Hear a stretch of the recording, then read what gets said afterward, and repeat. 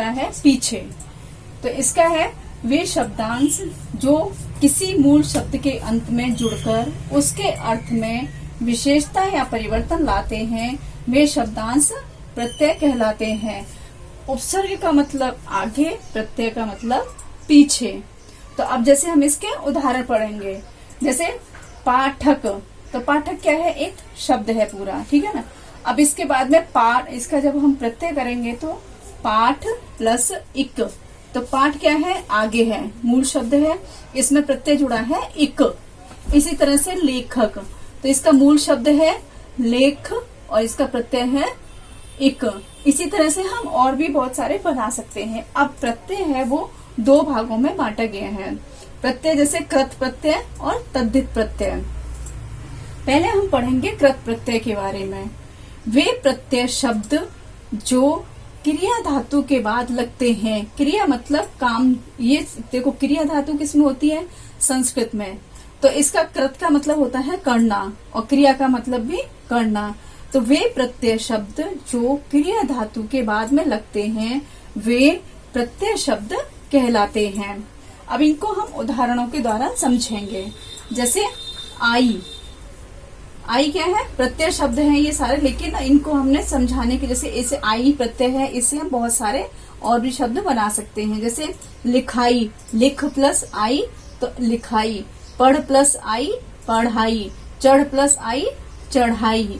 इसी तरह अनीय, पठ प्लस अनीय तो पठनीय, कथन प्लस अनीय तो कथनीय। इसी तरह से निंद प्लस अनीय निंदनीय, अन चिंतन मनन मिलन। इसी तरह से है आवट, लिखावट सजावट मिलावट। आन, अब है ये आन प्रत्यय, जैसे उड़ान, उड़ प्लस आन उड़ान, मिल प्लस आन मिलान, लग प्लस आन लगान। इसी तरह से है ई प्रत्यय, तो ई का है जैसे नकल, ल पे बड़ी की मात्रा ई लगा दिया तो ये हो गया नकली। हंस, हंस का हंसी, बोल का बोली। तो इनमें क्या है, इनके सबके पीछे किसमें लग रहे हैं, ये देखो सब में पढ़ाई लिखाई निंदनीय मिलन मिलावट आवट लगान आन बोली ई, इनमें सब क्या है, पीछे लग रहे हैं। मूल जो शब्द हैं उनके पीछे लग रहे हैं प्रत्यय, तो ये प्रत्यय हो गए। इसी तरह से इयल, इयल अड़ियल सड़ियल, आऊ बिकाऊ आऊ बिकाऊ, टिकाऊ, वाला रखवाला पढ़ने वाला, आड़ी जैसे खिलाड़ी अनाड़ी, ये सभी क्या है, प्रत्यय हैं। इसी तरह से हम और भी अनेक तरह के प्रत्यय जो होते हैं उनमें से हम बना सकते हैं। और प्रत्यय, ये याद रखने योग्य बातें हैं कि प्रत्यय हमेशा मूल शब्द के पीछे जुड़ करके उसके अर्थ में नया परिवर्तन या विशेषता ला देते हैं। प्रत्यय के दूसरे रूप के बारे में, तद्धित प्रत्यय। तद्धित प्रत्यय वो होते हैं जो प्रत्यय धातु को छोड़कर अन्य संज्ञा विशेषण सर्वनाम और अव्ययों आदि के बाद में लगकर नए शब्द बनाते हैं, वे तद्धित प्रत्यय कहलाते हैं। मतलब ये धातु को छोड़ करके संज्ञा सर्वनाम और विशेषण या अव्यय शब्द होते हैं, उनके साथ में लगकर के बाद में नए शब्दों का निर्माण करते हैं। तो जैसे इनको हम उदाहरणों के द्वारा समझेंगे। प्रत्यय उदाहरण, ठीक है ना। अब ये जैसे इक, सामाजिक ऐतिहासिक आर्थिक। अब इसमें मेन शब्द मूल क्या है, शब्द है इसमें समाज प्लस इक सामाजिक, ऐतिहासिक में इतिहास प्लस इक ऐतिहासिक, आर्थिक में अर्थ प्लस इक आर्थिक। इसी तरह है इक, ये इका गायिका नायिका बालिका, तो गायक प्लस इका गायिका, नायक प्लस इका नायिका, बालक प्लस इका बालिका। इसी तरह से है ई। अब इसमें लगा जैसे खेती, खेत पे ई प्रत्यय लग गया तो ई खेती, बंगाल का बंगाली, गरम का गर्मी, तो ये क्या है, इसमें प्रत्यय लगे हुए हैं।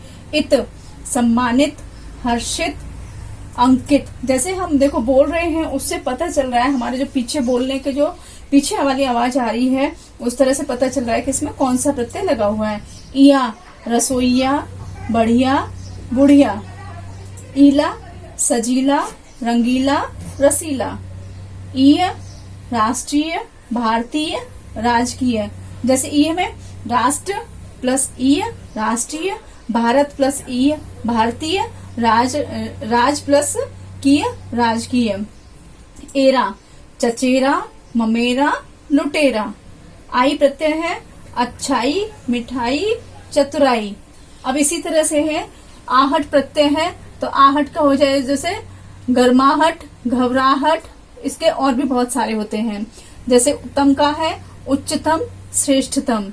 ता प्रत्यय मित्रता, लघुता, सुंदरता। अब देखो इसमें क्या लग रहा है, सब इसमें पीछे लग रहे हैं। जो मूल शब्द है मित्र प्लस ता मित्रता, उच्चतम उत्तम पीछे लग रहा है, ये सब क्या है पीछे लग रहे हैं, तो ये प्रत्यय हैं। इसी तरह से त्व, देव प्लस त्व देवत्व, अपना अपना प्लस त्व अपनत्व, पन अपनापन, भोलापन। लो दयालु, शंकालु। वना सुहावना, डरावना। हाँ, इसी तरह से है वान। वान क्या है प्रत्यय है, जैसे गुणवान, दयावान। तो इसमें गुण मूल शब्द है, वान इसमें प्रत्यय है। दयावान, दया इसमें मूल शब्द है और वान प्रत्यय है। इसी तरह से वाला, वाला शब्द है प्रत्यय। सब्जी वाला, गाड़ी वाला। तो इनमें जो पीछे वाले शब्द हैं जैसे वाला, वाला, गाड़ी, ये मूल शब्द हैं। और इसके बाद में सब्जी, गाड़ी, ये क्या है मूल शब्द हैं। तो ये सारे प्रत्यय कहलाते हैं। पीछे लगने वाले जो शब्द होते हैं उनको प्रत्यय कहते हैं। अब हम पढ़ेंगे कि उपसर्ग और प्रत्यय को एक शब्द में दोनों को प्रयोग करना, कि किस तरह से मूल शब्द एक है उसमें हम उपसर्ग भी प्रयोग कर सकते हैं और प्रत्यय भी प्रयोग कर सकते हैं। तो इसको कुछ उदाहरण है, जैसे उपसर्ग, पहले उपसर्ग, मूल शब्द, प्रत्यय, उदाहरण। जैसे स्व क्या है उपसर्ग, उपसर्ग मतलब जो आगे लगता है। तंत्र मूल शब्द है और ता जो पीछे लगता है। तो जैसे इसका उदाहरण है स्व उपसर्ग हो गया, तंत्र मूल शब्द हो गया और ता प्रत्यय हो गया। तो ये पूरा शब्द हो गया स्वतंत्रता। उपसर्ग है जैसे स, मूल शब्द है फल और इसमें प्रत्यय है ता। तो इससे बनने वाला शब्द है जैसे स आगे लगा उपसर्ग हो गया, फल इसका मूल शब्द हो गया और ता प्रत्यय लगा पीछे, ती हो गया जैसे सफलता। इसके बाद में है पर, पर मूल शब्द उपसर्ग है और तंत्र मूल शब्द है, ता प्रत्यय है। तो इसमें मूल शब्द, इस पूरे परतंत्रता शब्द में पर उपसर्ग आगे लग रहा है, तंत्र मूल शब्द है और ता प्रत्यय पीछे लग रहा है। तो ये क्या हो गया परतंत्रता, मतलब गुलामी। परे, परे उपसर्ग है, श्रम मूल शब्द है, ई प्रत्यय है। तो जैसे परे श्रम और ई की मात्रा लग गई तो परिश्रमी। इसी तरह से है सु उपसर्ग, गंध मूल शब्द, इत प्रत्यय। तो ये हो गया सुगंधित। इत, ई की मात्रा की आवाज आ रही है, इत की आवाज, तो ये प्रत्यय और उपसर्ग दोनों का प्रयोग हो रहा है। अप उपसर्ग है, मान मूल शब्द है, इत प्रत्यय है। तो इसका हो जाएगा अप मान इत। तो इत क्या है इसमें प्रत्यय है, तो अपमानित। अभे उपसर्ग, मान मूल शब्द, ई प्रत्यय। अभे मान ई, तो ये हो गया अभे उपसर्ग, मान मूल शब्द हो गया और ई प्रत्यय हो गया, तो अभिमानी। इसी तरह से है बे, बे उपसर्ग है, इज्जत मूल शब्द है, ई प्रत्यय है। तो बे लगा हुआ है, बे उपसर्ग लगा हुआ है, इज्जत मूल शब्द है और ई की मात्रा त पे लग गई तो ये हो गया बेइज्जती, ई प्रत्यय है। तो इसी तरह से ने, ने उपसर्ग है, डर मूल शब्द है, ता प्रत्यय है। तो इसमें ने उपसर्ग लगा हुआ है, आगे लगा हुआ है, डर मूल शब्द है और ता प्रत्यय पीछे लगा हुआ है। तो इसमें देखो ने डरता। तो इन सारे शब्दों में क्या है कि उपसर्ग और प्रत्यय दोनों का ही प्रयोग हो रहा है।